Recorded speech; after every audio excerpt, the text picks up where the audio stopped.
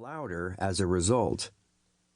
A skinny, anxious man sat at a table by himself, ignored by the other patrons. The mere fact that he was being left alone suggested that he was well connected or dangerous enough to be respected. He wore an old but sturdy flight suit. The helmet, which he'd painted with a skeletal eagle, dangled awkwardly from one side of his belt.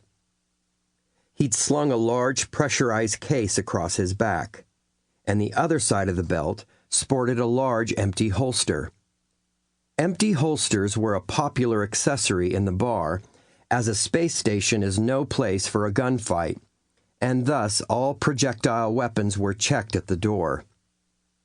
Most of the criminals too stupid or stubborn to follow that particular rule had since found themselves deeply regretting it in the moments between atmosphere loss and death.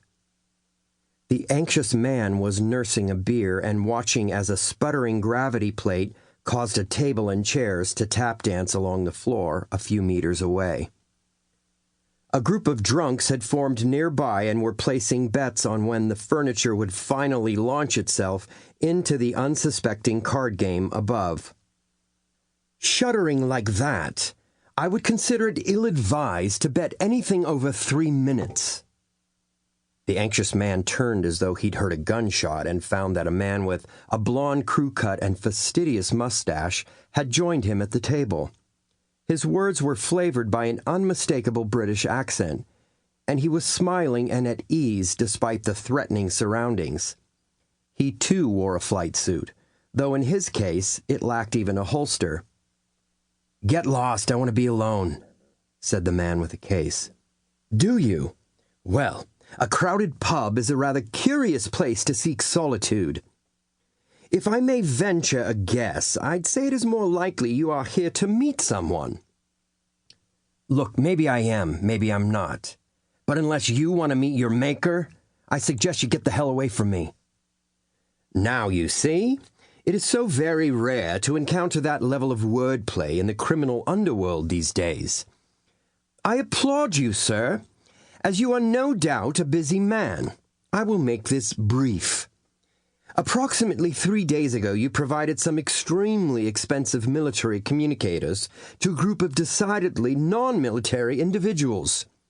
Today, you're hoping to sell the rest of your batch to someone from the same organization." "Yeah, and you're not him." "I'm well aware. I'd like a word with you on his behalf." "That sounds like cop talk. You a cop?" The word cop drew the attention of a large portion of the nearby clientele. "Just curious. I've got a bit of unfinished business with the fellows who purchased the equipment. It takes—" A deep and worrying voice reverberated from beside the Brit. "We don't like people coming in here and asking questions." He turned to find an exceedingly tall and profoundly hairy man standing close enough to provide a strong whiff of his halitosis. The man rested his hand on the grip of a knife so large and well used that it almost certainly had a nickname and a backstory. "Especially from strangers who sound like cops." "Don't you? Well, that's understandable, I suppose.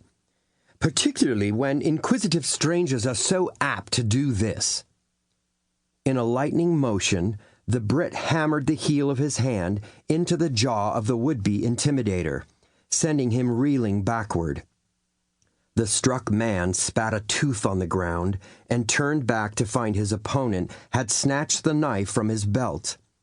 The Brit held it with confidence and glanced at the side, spotting a name. "Bertha, I might have guessed. Well, Bertha, I urge you to choose your next move carefully."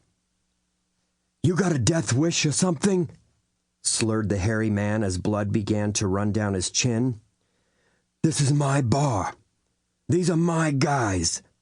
The largest and most heavily armed of the nearby patrons were moving like a pack of wolves, steadily surrounding the Brit and drawing an assortment of station-friendly weapons. Most were sharp, electrified, or both, though a few brass knuckles, a few baseball bats, and one cricket bat were mixed into the arsenal.